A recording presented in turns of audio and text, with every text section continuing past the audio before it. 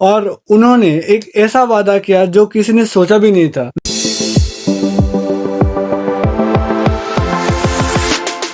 Hello, this is Rith here.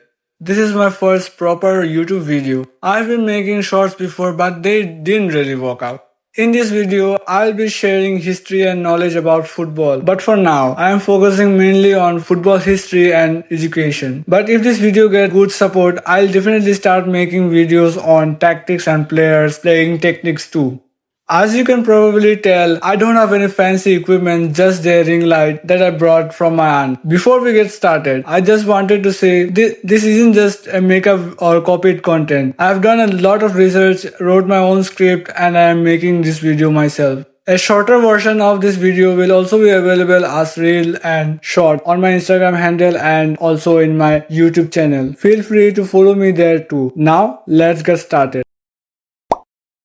आज के इस वीडियो में हम लोग बात करने वाले रियल मैड्रिड की गैलेक्टिकोस प्रोजेक्ट के बारे में। एक ऐसा टाइम था जब रियल मैड्रिड के ड्रेसिंग रूम में सिर्फ प्लेयर्स नहीं, लेजेंड्स थे। जिडान, बेकहम, फिगो, रोनाल्डो नजारियो, सब एक ही टीम में। ये स्टोरी है फुटबॉल के सबसे एम्बिशियस प्रोजेक्ट की, जहाँ ग्लैमर था, पॉलिटिक्स थी और एक ऐसा विजन थी जो दुनिया का फुटबॉल को हमेशा के लिए बदल गई।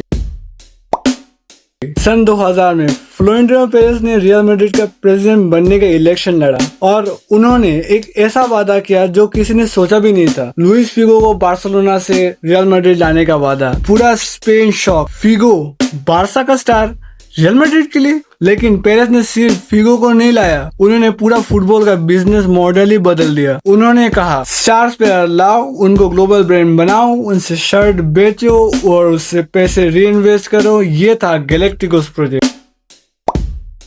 ये फुटबॉल हिस्ट्री का सबसे बड़ा बिट्रेयल था जब बार्सिलोना का गोल्डन बॉय लुइस फिगो ने व्हाइट जर्सी पहनी, रियल मैड्रिड की white jersey. Year 2000, Florentino Perez was not a president yet, he was just a candidate, एक businessman with a bold dream, और उन्होंने एक पॉलिटिकल मास्टर स्ट्रोक खेला। Perez ने Figo के एजेंट के साथ एक सीक्रेट कॉन्ट्रैक्ट साइन किया। इसका रूल सिंपल था लेकिन डेडली।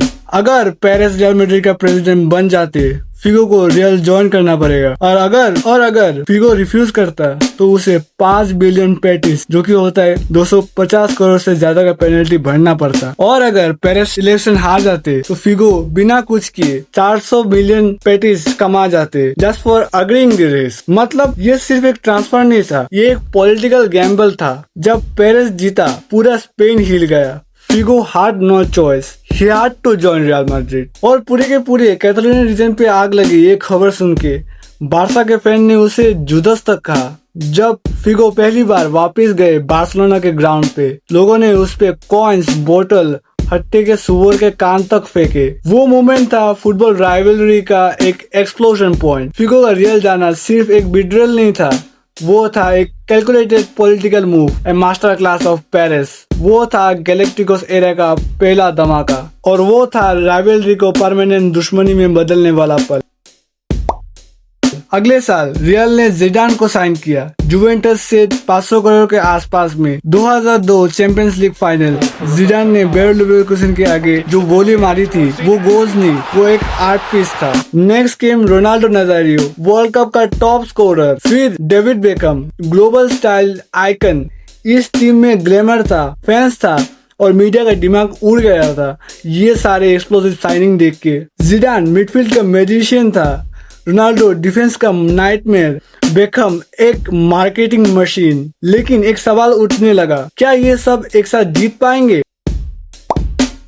और उसका आंसर था नो। पेरेस का फोकस था स्टार्स पे, ना कि टीम बैलेंस पे। मैकेलेले जैसे अंडररेटेड मिडफील्डर को बेच दिया चेल्सी को, क्योंकि उनका नाम इतना बड़ा नहीं था। जिडान खुद बोले थे ये एक रियल मैड्रिड का लॉस है, क्योंकि उन्होंने एक अच्छे मिडफील्डर को खो दिया है और बेच दिया उसे चेल्सी को। उसके बाद 2003 के बाद ट्रॉफीज आनी रुक गई, टीम फ्रैक्चर होने लगी, कोच बदल रहे थे, ड्रेसिंग रूम में ईगो भी क्लैश होने लगा। गैलेक्टिको का सपना धीरे धीरे टूट रहा था।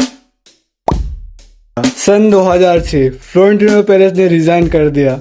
रियल मैड्रिड जो कभी स्टार से भरा था, ट्रॉफी से खाली हो गया। टीम सिर्फ एक मार्केटिंग ब्रांड बन गई थी, एक टीम नहीं लग रही थी। लेकिन पेरेस ने एक सिस्टम बनाया था जिसका इफेक्ट आज भी है। उन्होंने फुटबॉल को बिजनेस बनाया और ये दिखाया कि एक क्लब सिर्फ ट्रॉफी के लिए नहीं, दुनिया को इंस्पायर करने के लिए भी होती है। अगले पार्ट में बात करेंगे जब एक यंग पोर्टुगीज लड़का रियल मैड्रिड में आया और क्लब को फिर से किंग बनाया। गैलेक्टिकोस एरा एक रिमाइंडर है कि सिर्फ स्टार से नहीं, टीम गेम से जीता जाता है। रियल मैड्रिड हार गया था, लेकिन दुनिया ने एक नई सोच जीती थी। क्रिस्टियानो रोनाल्डो की कहानी मिस मत करना और मिलते हैं अगले वीडियो पे। तब तक